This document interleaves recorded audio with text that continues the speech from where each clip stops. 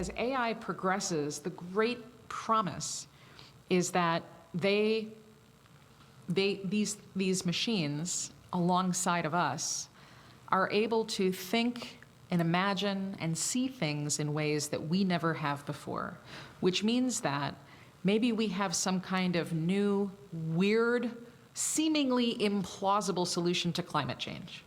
Maybe we have some radically different approach to dealing with incurable cancers. The real practical and wonderful promise is that machines help us be more creative. And using that creativity, we get to terrific solutions. Solutions that could come unexpectedly to urgent problems. It's going to change the face of breast cancer. Right now, 40,000 women in the U.S. alone die from breast cancer every single year. Dr. Connie Lehman is head of the Breast Imaging Center at Massachusetts General Hospital in Boston.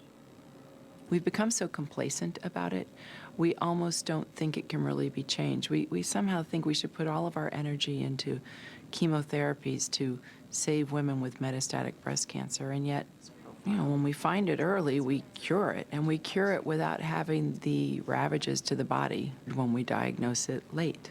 This shows the progression of a small spot from 1 year to the next, and then to the diagnosis of the small cancer here.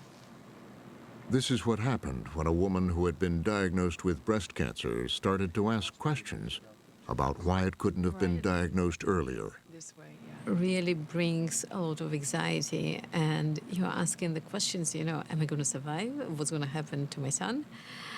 And I start asking other questions. She was used to asking questions. At MIT's Artificial Intelligence Lab, Professor Regina Barzilay uses deep learning to teach the computer to understand language, as well as read text and data. I was really surprised at the very basic question that I asked my physicians, which were really excellent physicians here at MGH. They couldn't give me answers that I was looking for. She was convinced that if you analyze enough data, from mammograms to diagnostic notes, the computer could predict early-stage conditions. If we fast forward from 2012 to 13 to 2014, we then see when Regina was diagnosed because of this spot on her mammogram. Is it possible with more elegant computer applications that we might have identified this spot the year before, or even back here?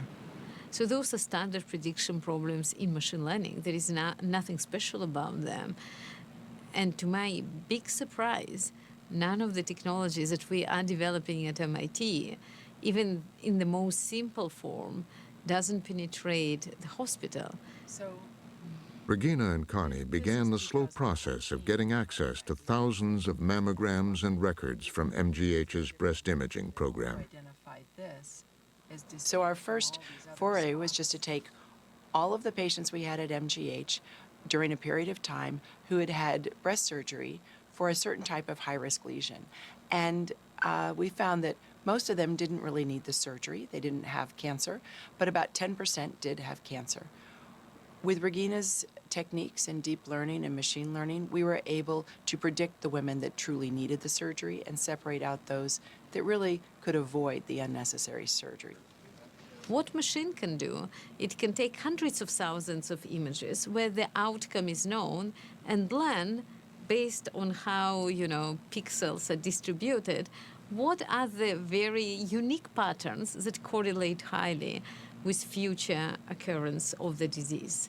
So instead of using human capacity to kind of recognize pattern, formalize pattern, which is inherently limited by our cognitive capacity and how much we can see and remember, we're providing machine with a lot of data and make it learn this prediction. So we are using technology not only to be better at assessing the breast density, but to get more to the point of what we're trying to predict. Does this woman have a cancer now? And will she develop a cancer in 5 years? And that's, again, where the artificial intelligence, machine and deep learning can really help us and our patients.